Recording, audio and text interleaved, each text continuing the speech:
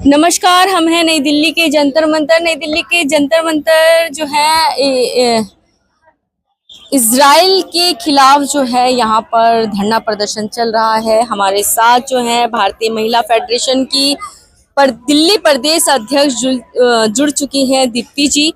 Deepti madam जी, Israel में जिस तरीके से युद्ध छिड़ रहा है, जिस तरीके से वहाँ पे घटनाएं हो रही हैं, क्या कुछ कहना चाहेंगे? और आप लोग धरना प्रदर्शन कर रहे हैं, जो वहाँ के पीड़ित हैं उनको कहीं ना कहीं आप न्याय की मांग कर रही हैं, उन्हें सत्तावना दे रही हैं, उनको भरोसा दिला रही हैं कि आप लोग डरिए मत, हम आपके साथ हैं। हम जो है हम इजराइल के द्वारा किए जा रहे अत्याचार के खिलाफ हैं। फिलिस्तीन की जनता जिसके ऊपर 1 साल से बम्बार्डमेंट चल रहा है, और मतलब बम्बार्डमेंट तो 1 साल से चल रहा है, और जितना तो तहस नहस उनकी जिंदगियां हो गई हैं। 40,000 छोटे छोटे मासूम बच्चे, महिलाएं, पुरुष मारे गए हैं। इस लड़ाई का अंत क्या होगा? सिर्फ जमीन कब्जा करना, तेल का चक्कर में ये एक इजराइल जो है वो पूरे देश को, एक पूरी नस्ल को खत्म कर देना चाहता है, जिसके हम खिलाफ हैं। और हम उनके भी खिलाफ हैं जो उसको सपोर्ट कर रहे हैं, हथियार दे करके और पैसा दे के और अपने मजदूरों को दे करके वो इजराइल का समर्थन कर रहे हैं। और इसमें हमारी भारत सरकार भी है। तो हम भारत सरकार से कहना चाहते हैं कि ये सपोर्ट बंद करो, अपना मुंह खोलो इजराइल के खिलाफ, ये नरसंहार को बंद कराने के लिए आवाज उठाओ, और वहां जो हमारे मजदूर काम कर रहे हैं कम कीमत पे, उनको वापस बुलाओ। ये हमारी भारत सरकार से मांग है। इसके अलावा हमारी अमेरिका से मांग है कि अपने काला पंजा वहां से हटाओ और वहां पर सुख चैन की जिंदगी लोगों को बसर करने दो। जो खंडहर हो गया है, जो तबाही हो गई है, वो इतनी आसानी से काबू आने वाली नहीं है। मगर हाँ, अगर ये हमले रुक जाएं तो धीरे धीरे वो जनता फिर से उठ करके बैठेगी और अपने देश को आगे बढ़ा सकती है। जिस तरीके से मैम वो वहाँ की जनता जो है बहुत डरी हुई है, बच्चे हैं, मासूम छोटे छोटे बच्चे हैं, और ऐसे बच्चे भी हैं जो भी गर्भ में हैं, जिन्हें उस दुनिया में आना है। वो माताएं भयभीत हैं, डर का माहौल है वहाँ पर। जी, उसीलिए तो कह रहे हैं कि हम तुम्हारे साथ हैं। फिलिस्तीन, तुम संघर्ष करो। यहाँ 35 संगठन आए हैं इस आज के प्रदर्शन में। जी, 35 संगठन आए हैं, 10 महिला संगठन आए हैं, सारे विद्यार्थी, सारे नौजवान, और इसके अलावा पॉलिटिकल पार्टीज तक आए हैं यहाँ।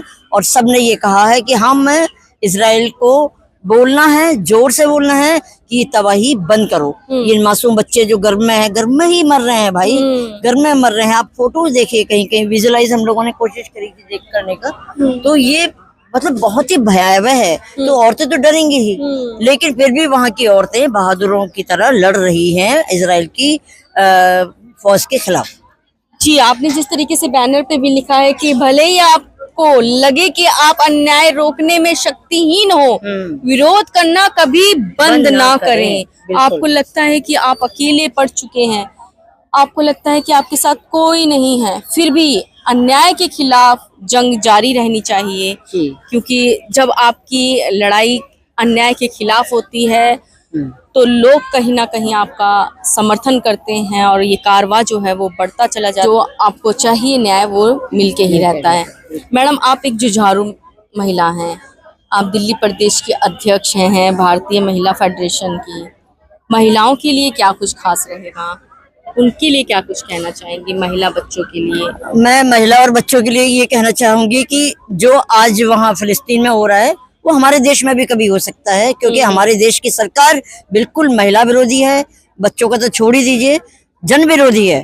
तो कभी भी हो सकता है कि वो भी अमेरिका की मदद लेकर के यहाँ के लोगों को तबाह करने में शामिल हो जाए। इसलिए औरतों को मैं कहूंगी कि हिम्मत नहीं हारें, लड़ाई रखें, और लड़ाई को तब तक खत्म ना करें जब तक कि हम जीत नहीं जाते, फिलिस्तीन जीत नहीं जाता, और इन भारत सच्चे मायनों में विकसित नहीं हो जाता। आपको क्यों लगता है कि भारत सरकार जो है वो महिला विरोधी है? आपने जिस प्रकार से भी बताया, वो तो महिला सशक्तिकरण की बात करते हैं, बेटी बचाओ बेटी पढ़ाओ का नारा देते हैं। सशक्तिकरण की बात करना एक बात है और सशक्तिकरण करना दूसरी बात है।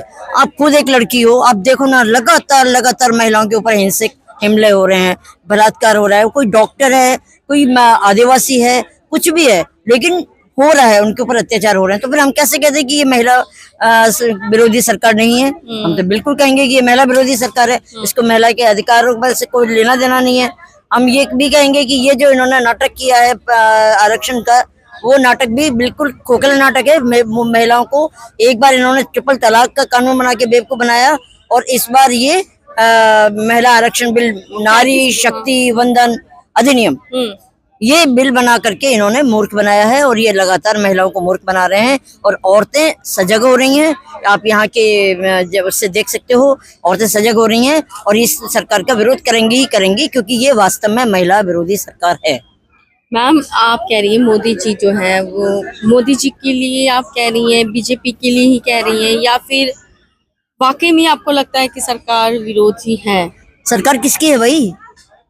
सरकार बीजेपी की है, एनडीए की है, और मोदी जी उसके सरगना हैं। तो हम मोदी जी को कहाँ परे कर देंगे? अगर हमारा प्रधानमंत्री इतना सजग हो कि महिलाओं पे हिंसा को रोक सकता, और वो रोक सकता है, लेकिन वो कुछ कदम नहीं उठा रहा। वो सिर्फ आंसू बहाते हैं घड़ियाली, जहां उनको मीडिया दिखती है। मैं बहुत अच्छी तरीके से विरोध कर रही हूँ कि मोदी सरकार सबसे ज्यादा महिला विरोधी सरकार साबित हो रही है। इसको महिलाओं को भी समझना चाहिए। उनको लॉलीपॉप दे करके समझाना अभी आसान नहीं है, और आगे ऐसा होगा कि यही औरतें इसी बीजेपी की सरकार को उखाड़ के फेंकेगी। अब की बार 400 का पार का वो नारा कहाँ गया वो नारा? आखिर दुनिया के भी आंखें हैं, वो नारा कुछ नहीं है ना, पुलसी बम हो गया। हरियाणा है, अभी जम्मू कश्मीर है, यूपी में उपचुनाव है। हाँ, तो आप भी देखिएगा नतीजे क्या होते हैं। यूपी में जितनी बुरी तरह से गिरे हैं वो, हाँ। तो जो है हर कीमत पर सरकार मोदी की है, सरकार बीजेपी की है, और ये सरकार जन विरोधी, विद्यार्थी विरोधी, बच्चा विरोधी, महिला विरोधी, बुजुर्ग विरोधी, जिनकी पेंशनें रोक दी हैं।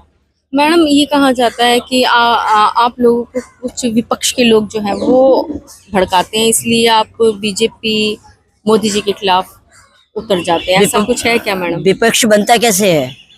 अगर सरकार हमारी अच्छी काम करेगी तो विपक्ष आएगा कहाँ से?